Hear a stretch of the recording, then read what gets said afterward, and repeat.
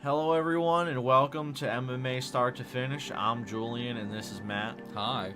And today we're going to be talking about UFC 12 Judgment Day, held in Dothan, Alabama. Not originally scheduled to be held in Dothan, Alabama, but we'll get there. So before we get into the specifics of the fights we're going to be having tonight, we have some interesting news for you about UFC 12 as an event.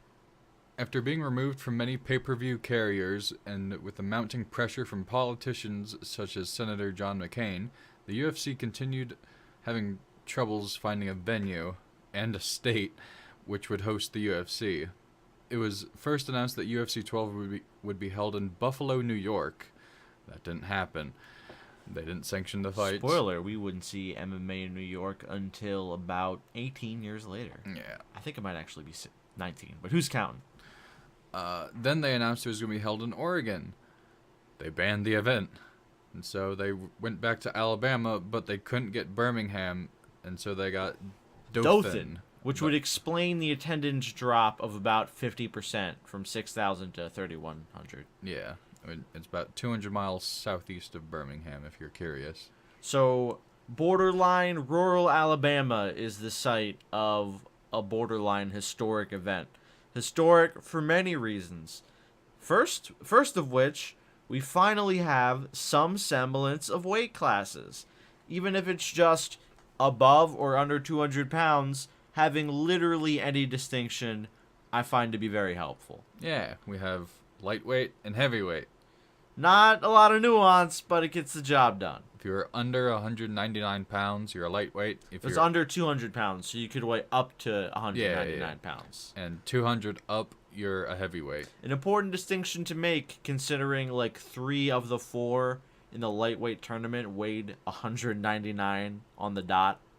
With some fighters, you might think that they should have a super heavyweight class, but they did not have that forethought. Yeah, even in the heavyweight division, I use the word division loosely, we still see like 100-pound gaps from dudes around 230 to the Scott Ferrozzos of the world. 320 something. And he actually lost weight before this. We'll get there. In addition to these... Oh, actually, I kind of buried the lead there. The reason we have these two tournaments is because we have... Or two weight classes, excuse me. Is because we have tournaments. 2 tournaments, in fact. They decided to reduce the number of fights in a night, so you're immediately in the semifinals, and you win, you go to the finals. Even with that, we still have issues with the tournament format, but I am very happy to see them minimizing the amount of fights they're having per night, nonetheless. Yeah. Instead of 3 wars, it's 2. Better. Still 1 is optimal, but, you know, any improvement I guess I have to be grateful for. And we still have to... It's getting ahead of ourselves, but we still have to make use of these alternates that we have at our availability. So for our YouTube viewers, you can see before you the lightweight draw for the tournament. We have Jerry Bohlander taking on Rainy Martinez. We have Walid Ismail taking on Yoshiki Takahashi. And in the heavyweight tournament, we have Vitor Belfort taking on Trey Telligman and Scott Ferrozzo taking on Jim Mullen. And most exciting of all, in the main event, we have the very first lineal heavyweight, really any championship fight in UFC history. For the titles we have now, this is the very first time we'll have seen one of them christened. And what a christening, Mark Coleman versus Dan Severn. A big money fight. Yeah. Another first in UFC history, we have a wild Joe Rogan, a young Joe Rogan. A big surprise. I think we were both caught off guard seeing him. I remembered we'd eventually be seeing Joe sometime soon, but as soon as they said from News Radio, I went, and Matt was like, what are you getting all excitable about? And then he saw a much leaner Joe Rogan before he discovered TRT and weights. A much hairier one, too. Yes. No chrome dome for Joe in 97. Nope. And returning as well, we still have Ken in the stands, and he's on commentary for these lightweight fights. We had different guest commentators for each different segment of the fights tonight. As Matt mentioned, for the lightweight tournament, it was Ken. For the heavyweight tournament, a little bit more colorful color commentary with Tank Abbott. Yeah. And in the main event, again, jumping ahead a little bit, but we'd actually see the man who was supposed to be there, Don Fry. Yeah. So a whole cohort of guest commentators. So on our first fight of the evening, we see the return of the Lions Den product, Jerry Bohlander, taking on Rainy Martinez. They touted Rainy as a wrestler and a kickboxer. We also noticed that you are now allowed to kick with shoes on. Yes. During the very beginning of this fight, we saw some leg kicks thrown. We scratched our head, and then they didn't really do anything about it, and they sort of tacitly approved of the kicking. Yeah. The one thing we would note later is that you still can't kick a downed fighter if you have shoes on. Yeah. I guess if you don't have shoes on, you can kick a downed fighter in the body. I guess these rules are really A lot of weird shifty rules. Jerry came in with no gloves. Not the wisest decision, but that decision does aid your grappling a little bit, which wound up actually being helpful. all right. We've had a lot of people breaking their hands. Oh, for sure, yeah. As far as that goes, that's a terrible way to go about protecting yourself. Yeah. Both of the fighters said that they were ready for a submission kind of match. Joe took down Rainy. Not Joe. We're looking at Joe Rogan Yeah, right now. I'm sorry. Jerry took down Rainy and ended up taking Rainy's neck from behind. And it was a pretty quick fight, all things considered. Yeah, after the brief grappling, Jerry grabbed up that neck, and those were curtains for Rainy. I think it was about a minute and a half, if I'm not mistaken, maybe a little less. Minute 18, so yeah, slightly less. Yeah. And it was an interesting grappling match, because they were like twisting and rolling over a bunch. Yeah, there was a lot of really neat transitions that made it sort of like a fun fight to watch, even if it did last less than 2 minutes. Yeah. Jerry eventually just got his back, and once he got those hooks in, that was kind of game. After the fight, Jerry got an interview with Joe, and this time we have someone who's kind of decent at doing these interviews. Competent, if you will. Yeah. Jerry admitted that he was pretty nervous about this fight, but I mean, he held it down pretty well. And Joe also asked him how it was going to be, or how it was, rather, fighting guys his own size for a change. And Jerry seemed pretty happy to not have to fight the Paul Varlins of the world anymore. Yeah.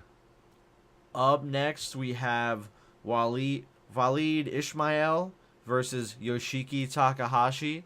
And before we get into the meat of the fight, we have some tasty nuggets to share with you from both of these guys' Wikipedia pages. So Walid was a Brazilian Jiu-Jitsu guy, came from Gracie lineage, and the note I have to read from his Wikipedia page actually doesn't have to do with any official sanctioned fight.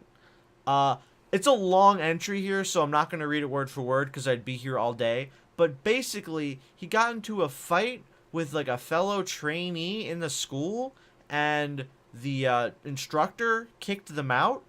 And they continued to fight on the streets. This is in 1996, by the way, so this occurred before the fight we're seeing here in UFC 12. They continued to fight on the street, so dude decided, should probably get the authorities involved, called the police, but apparently things were too late, and they resumed fighting, and the police didn't come, and before they arrived, the violence was unable to be broken up, and Walid was brutally, end quote, brutally beaten down and left unconscious and profusely bleeding. So, no prior UFC experience for Walid, but plenty of experience, documented experience in the streets. Literally in the streets. Literally in the streets. So, Takahashi started his fighting with, it's Pancrase. pancreas.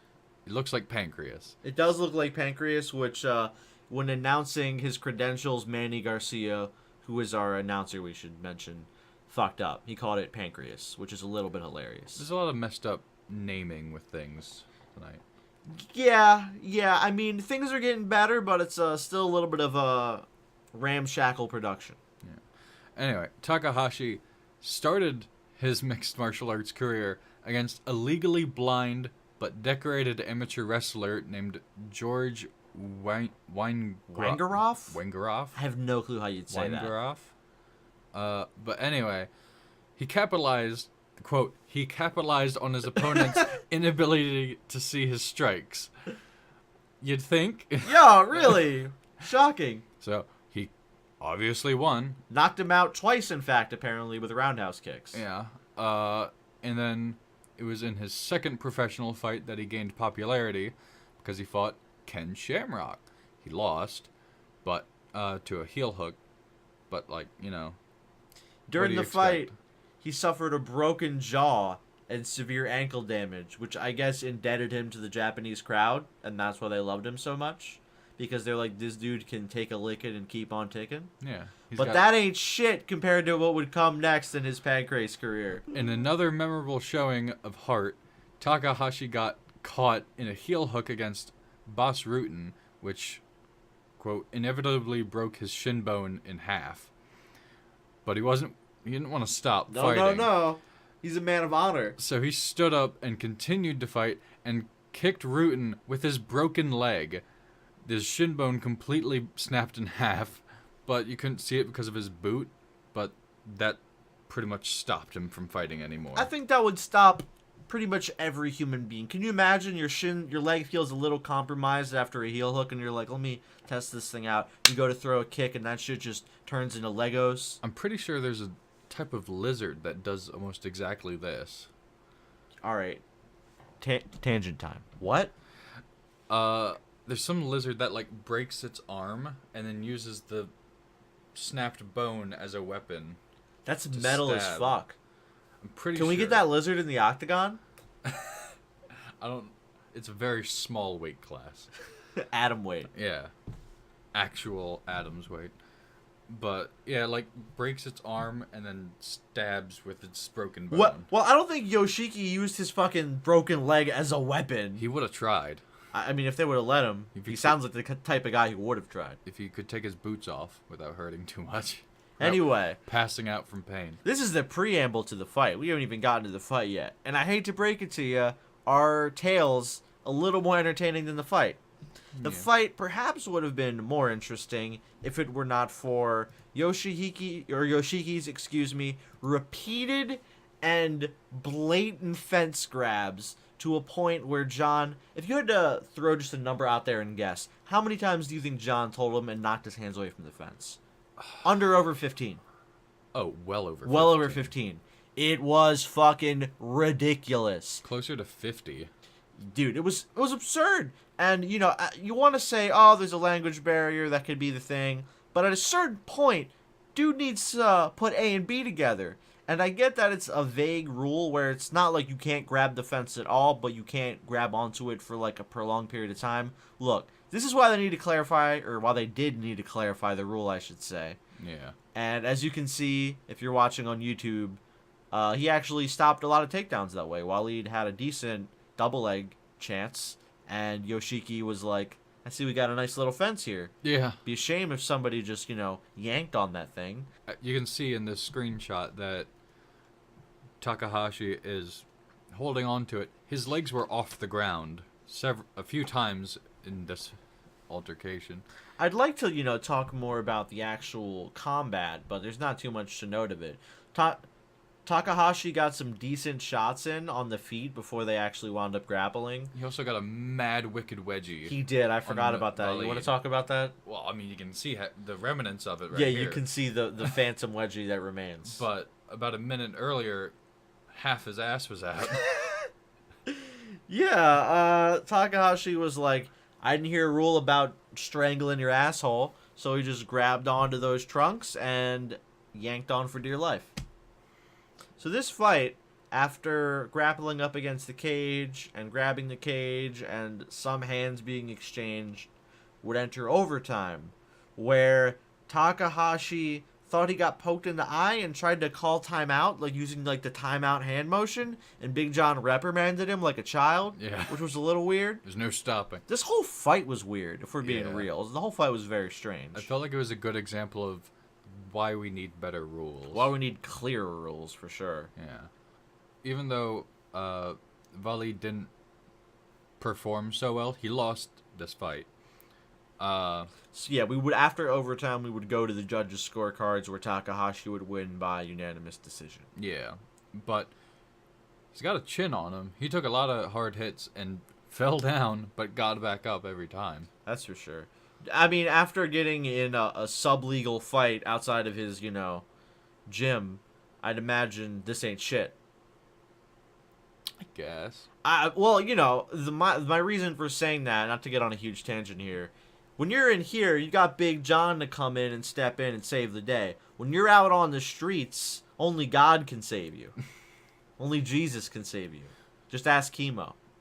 Up next, back from his borderline battery, it's Scott Ferrozzo taking on Jim Mullen in the first fight of the heavyweight tournament. As we mentioned earlier, we would have Tank Abbott join us on commentary. And not to spoil the fight that we're about to talk about too much, but if you're wondering more about Jim Mullen, doesn't have a Wikipedia page. No, it doesn't. So that's a little fortuitous. Yeah. There's a 108-pound difference between these two fighters, by the way. And it shows. Scott Ferrozzo is at 323 pounds, I think. That was about right. 320 something.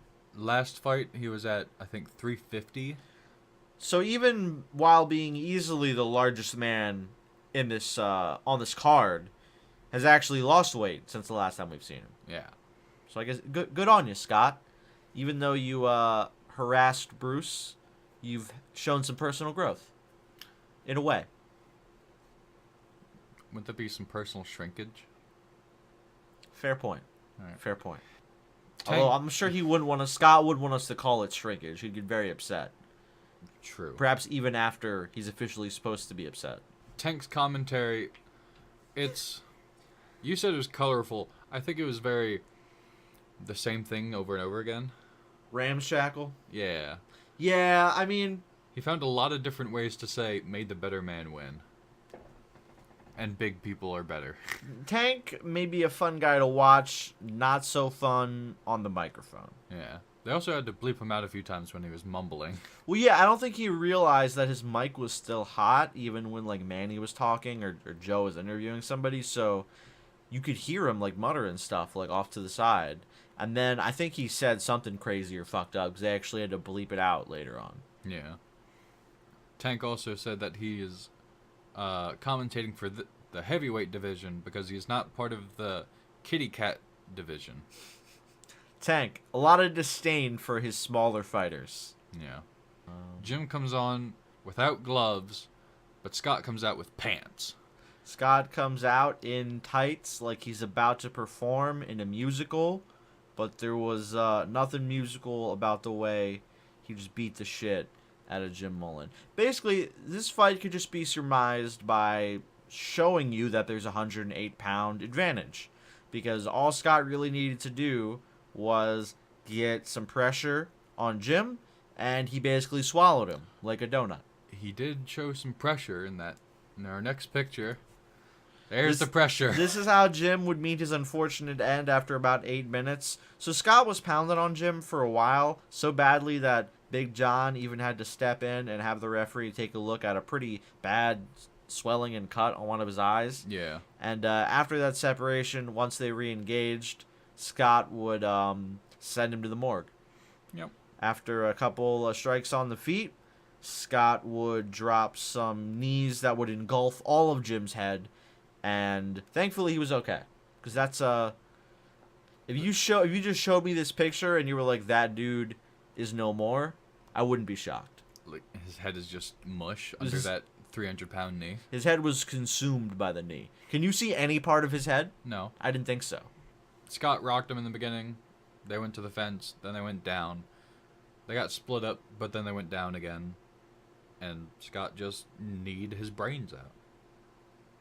I wonder, if you're Jim in that situation, what are you thinking while this man, 100 pounds bigger than you, is about to consume you? Why am I here? Yeah. This isn't worth it.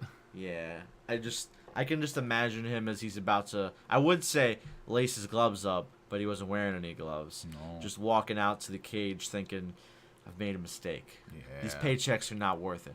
They're not making NBA money in 1997. They're not making NBA money now. So, peanuts for pain for Jim Mullen. And we are in, by the way, the peanut capital of the world. Dothan, Alabama, most notable as the peanut capital of the world, Yeah, according to Bruce. Little factoid for you. Bruce always has these, like, weird, historical, like, borderline Monka-esque, like, facts about the towns they're in. They're interesting sometimes. They're interesting, and some of them are like, is that really what you want to brag? Remember the cotton capital of the world? I remember the cotton capital of the world. Up next, we would see the debut of UFC legend and phenom Vitor Belfort at the young age of 19. Younger than us, as we are now. Yes. Entering the cage to fight 32-year-old Trey Telligman. Trey, would you like to tell us what's interesting or unique about Trey? He is a man who doesn't let things get in the way of what he wants to be and do. Absolutely true. Even when you get in a really bad car accident when you're 1.5 years old and you lose your right pec and your right lung. So Trey has a unique physique, as we can see. By the way, I should also note, Trey trains with Jerry Bohlander and Ken Shamrock in the Lion's Den. But Trey has a unique physique.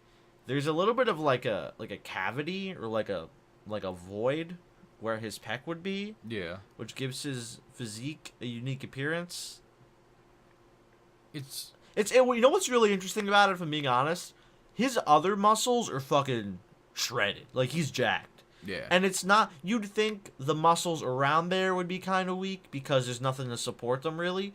But, like, his upper chest muscle, his shoulder, his, like, abs, all shredded. Just the spot he doesn't have that's not whipped into shape, obviously. Yeah. The spot that cannot be whipped into shape. Yeah. And I know you probably don't want me to put this in here, but I think this is the closest that we can have someone with a disability in the UFC. I contended that it was more of a, and this word has like a bad connotation, but deformity, just because that was the verbiage that both Wikipedia and commentary was using. On second thought, Matt does have a point, considering, Trey is missing half of his breathing capacity. Incredibly impressive that he was able to be here. To be. And it wasn't like he just, showed up. He would go on to have 13 fights, and we'd see him again in the UFC and Pride. So this is not the last time we'll be seeing Trey Telligman. Yep. Burying the lead a little bit, Vitor would not only murder a man in his intro video, got about like 9 punches off too much if you caught that. Yeah. He also would send Trey home packing in 1 minute and 17 seconds. The only note I have for this is that Vitor is swinging, dropping massive elbows on Trey, and swiftly wins. Yeah. But I think that just goes to show how good of a fighter Vitor is, not how bad Trey is. Oh, no, not at all. Vitor, and they mentioned it on commentary, and you can see it with your eyes, extremely fast. Yeah. Not just in his footwork, but his hand speed. Throwing like lightning. And after lighting him up on the feet, Trey would go to the ground, where Vitor would drop some elbows you probably couldn't drop today, and Big John would step in. This is the fight that I think Scott wanted. Scott's fight went on for 8 minutes. This fight went on for, I think it was 48 seconds. 1 minute and 17 seconds, so slightly over 60 seconds. This wasn't the shortest fight. I was looking at another fight time. It's interesting because in both tournaments we've seen now that one of the guys has a short fight under 2 minutes and the other guy has a fight that stretches past 8 minutes. So even though we've minimized some of the tournament risks, we're still seeing guys on clearly uneven playing field square off. Unsurprisingly, the man who won the longest fight of the night turned out to be unable to continue to the finals. After his overtime bout, Takahashi had a broken hand, And after what we read, apparently that's not the first time he's broken a bone. So he's Yeah. probably, been like, oh, this could be a lot worse. Yeah. And would be unable to continue to face Jerry in the lightweight tournament final. So instead, we would see future writer and actor Nick Sanzo. According to you, you found some stuff on his, IMDb? Yeah. He only has 2 fights, and I'm just going to tell you right now, he kind of goes out like a bitch. Like, this fight lasts for, this was a 30-second one, I think you were looking at. 48 seconds. 48 seconds. Trey puts him in this schoolyard lock and makes him tap out. Yep. It was like, well, they called it a crucifix. It's not the amazing crucifix we saw with Gary Goodridge. Yeah, it's not the crucifix plus criminal elbows that we've seen in the past. It was so good. All right, this is going back to a conversation we had a few days ago, actually. Okay. That reminded me of I our conversation. Yes, Don't. yes, our Don't. conversation about what would it be like to have a chimpanzee in All right, the well, UFC. we can do this bit. This is fine. I like it Go ahead. because it's still funny run to me. through it. All right, so we were talking. What would happen if you would put a monkey in the UFC? Like, would any of these fighters be able to handle them?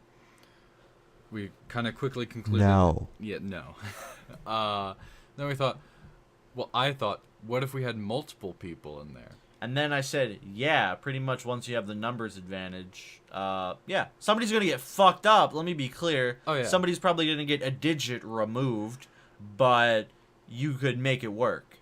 And then I got the mental image of multiple arm bars and knee bars on a chimpanzee. And it just screaming, and I don't not And then, for animal cruelty. Yeah, but it's a hilarious PETA, image. look out. This is purely in theory. Of course, we'd never want to put a chimpanzee in a knee bar. I shouldn't even need to say that, but we're on the internet, so let me be clear. And then you told me your idea cascaded into Gary Goodridge putting a chimpanzee in a crucifix and elbowing him into the sun. Yes. Which is both horrible and fucking hilarious. Because I'm imagining like those classic chimpanzee like screaming sounds in the middle of the octagon. Now PETA's gonna come for you, Matt. Don't revel in it. I don't want this to happen. This is all just theory. Yeah. But like in a video game, that'd be funny. It's true. I can't deny this. Yeah. Next UFC video game, put a chimpanzee in there. Well, they did put Rogan in one of them. Joe Rogan is a playable character in one of the UFC video games. I guess that's close. Which is hilarious, by the way. Mod it so that he is a chimpanzee. I'll get right on that. Make it. It's a monkey, and its name is Joe. and And he fights. all the perks are maxed out. So now that we're done that tangent, you had some interesting information for us about Nick? Oh yeah, I guess he's a writer and actor. You say it with such disdain. I can't even be 100% sure because Well, you found a few credits. yeah, but like Nick Sanzo, it doesn't sound like a super uncommon name. So this could be another Nick Sanzo, and it's not like these were big Hollywood movies. These were like shows that lasted for 2 years. That went on the CW for like a month in September. Yeah. For like a week in September, rather. Something like that. So, I mean, the last thing was in 2015. I can't remember the name of it because of... I Not don't the really care. most important fact to remember, to But- be quite honest. He only had 2 fights on his record. The alternative fight that he was in... Yeah, I just put A and B together. They're both tonight. Yeah. Yeah. And this fight And this right one. here. So he quickly realized this is not for me. I'm just going to write TV shows and act in them. He decided being a human pretzel was not a great way to make a living. Yeah. So, if this isn't you, Nick Sanzo, I'm sorry. There's another Nick Sanzo out there who's taking your limelight. Again, another fighter dubious for his lack of Wikipedia page, which is the reason we can't actually confirm any of this.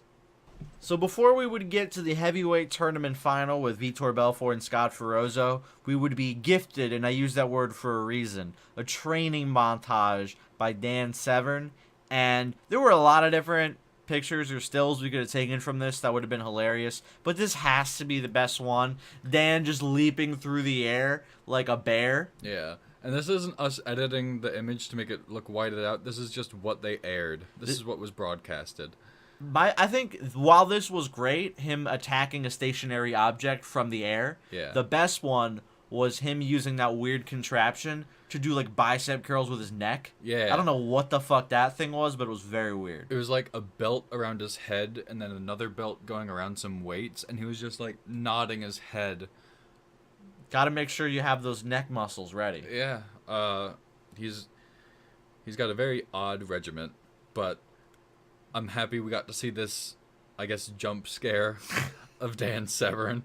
Dan Severn is a gift. And a slow-mo growl during his interview, which they did an odd thing. Every time they cut back to his actual like face, him talking in the interview, someone must have been moving these weight bags behind him because they were always swinging, but never at the same speed that they were last. My joke was that, like, on the way to the chair, the director was like, yo, Dan, can you just, like, smack some of those bags around on the way so it looks like you're fucking shit up when you sit down? So you think that they had him talk for, like, 10 seconds, then go punch the bags. No, I think he was walking up and was like, yeah, like, real hard, like, 4 times, and then they'll just sway for, like, 2 minutes. But they were swaying at different speeds. Dan's a powerful man. I don't know if they would increase in velocity. It's a mystery we can never truly solve, unfortunately. I feel like we solved it. Someone's moving those bags. But is it Dan or his henchman? Can't. That we won't know. That we will not know. Up next, we have the heavyweight tournament finale. Vitor Belfort taking on Scott Ferrozzo. Scott, once again, coming in with another whopping 100-pound plus weight advantage. But this time, wouldn't do him a whole lot of good. This fight could not have lasted longer than a minute. 43 seconds it took for Vitor to embarrass Scott. And I use the word embarrass because after being pummeled with a barrage of punches and then being pounded from the back on the floor, when Big John stepped in, Scott was very displeased. Yes. Is one way to put it. He would roar up in frustration and begin to try and take Vitor down after the fight had ended, to which another referee would sprint into the octagon and help Big John restrain Scott up against the cage. Yeah. And then Vitor's team just kind of lifts up Vitor up and over the fence and in a joyous victory. The celebration begins. Young Joseph Rogan would enter the octagon and interview Vitor and his coach Carlson Gracie, and they would declare Vitor the new Tiger Woods and Michael Jordan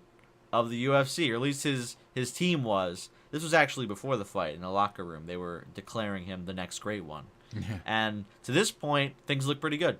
Yeah. And as far as the actual fight, they sized each other up for a little bit. Then Vitor rocks Scott. Scott stumbles back. Vitor gets on top and pummels him. And then John stops it. And then Scott gets all mad.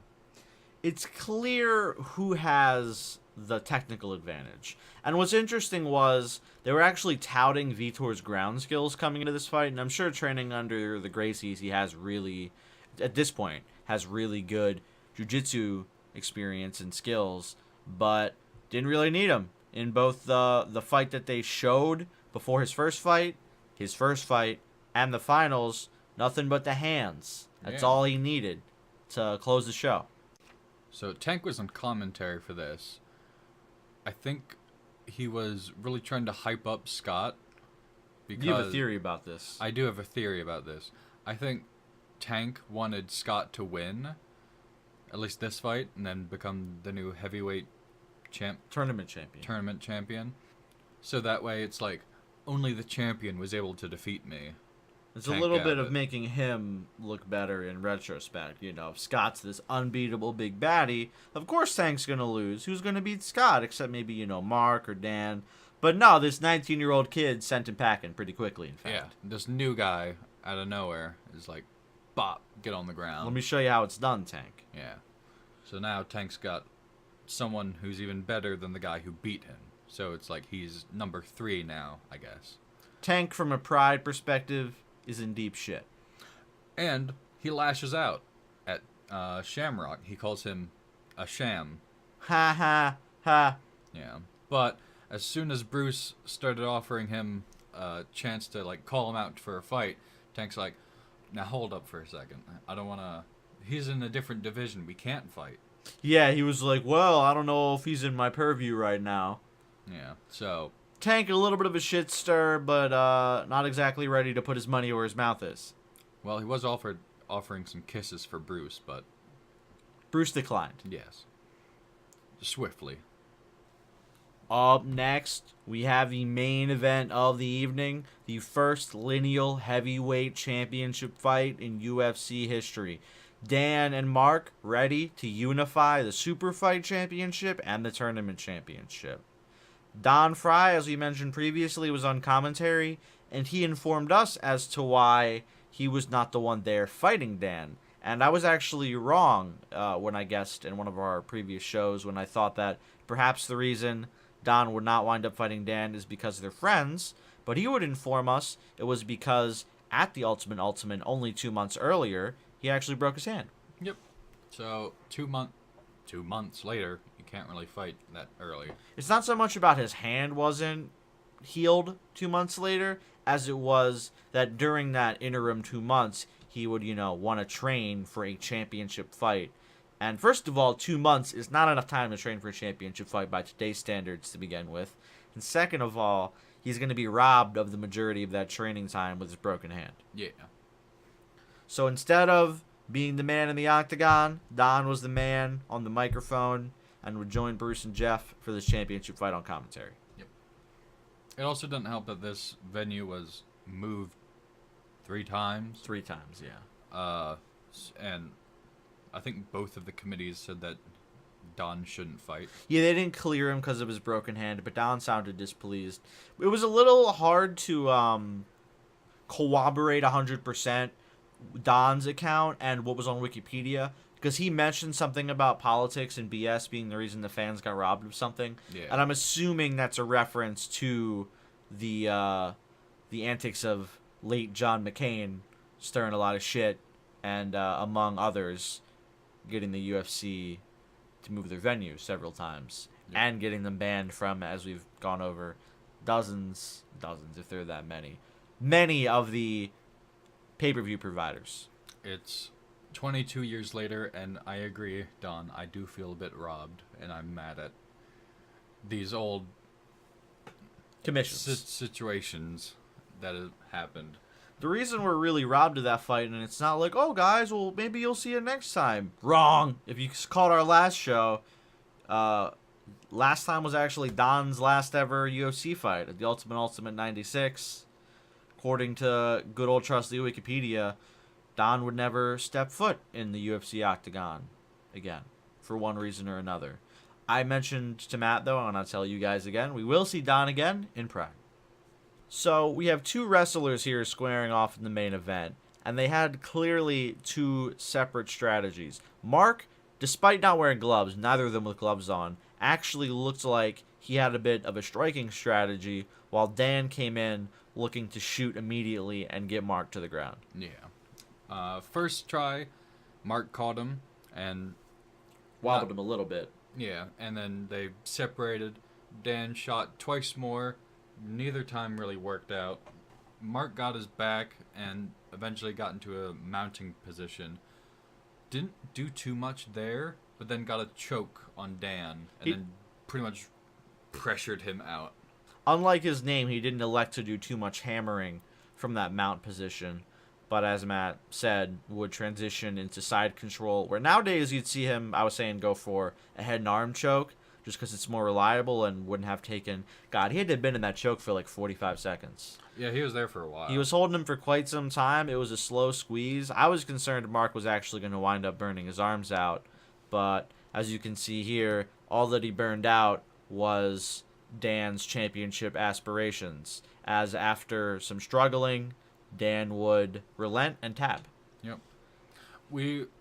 From this screenshot isn't super perfect to display what we thought was kind of happening. We were afraid that Dan might actually be eye gouging, but in another angle, we were able to see that John was like pretty much in this position that you're looking at this picture from. He was right all over it. Yeah, no controversy here. What Dan was trying to do with his hand there, if you're watching along on YouTube, was just trying to push off of Mark's face so he can get leverage to try and get some separation. But those pythons on Mark, it's a little hard to separate that, and that would be the end of Dan Severn at UFC 12.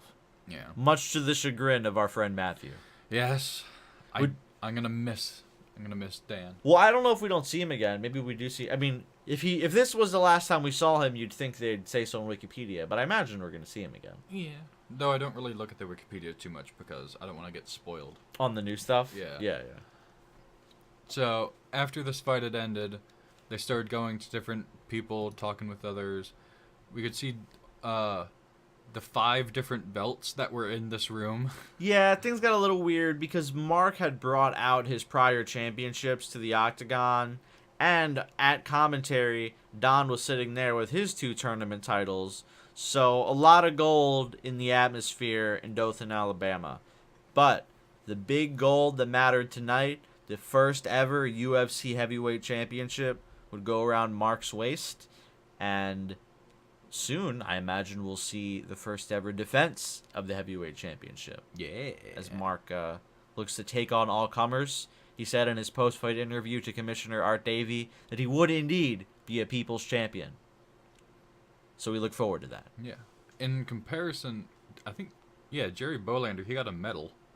Well, the tournament winners got medals. Oh, they both did. Yeah, so Vitor got a medal because now that they have actual lineal championships, they're not going to just give out belts to everybody that wins a tournament. Yeah. So they now will elect to give tournament winners what look like Olympic medals, and obviously championship winners get a shiny belt. I just realized this is Joe Rogan in our picture right here. It looks nothing like Joe. Like I said, Joe before he found DMT and weights. Next time on MMA Start to Finish, we'll have UFC 13 Ultimate Force, which is a god-awful name for a pay-per-view. But until then, thank you guys so much for listening. If you enjoyed the podcast, please be sure to leave a like and a comment and all that stuff you don't want to do, but helps the podcast when you do it. Yeah, we appreciate it. So we'll see you guys next time. Goodbye. Adios.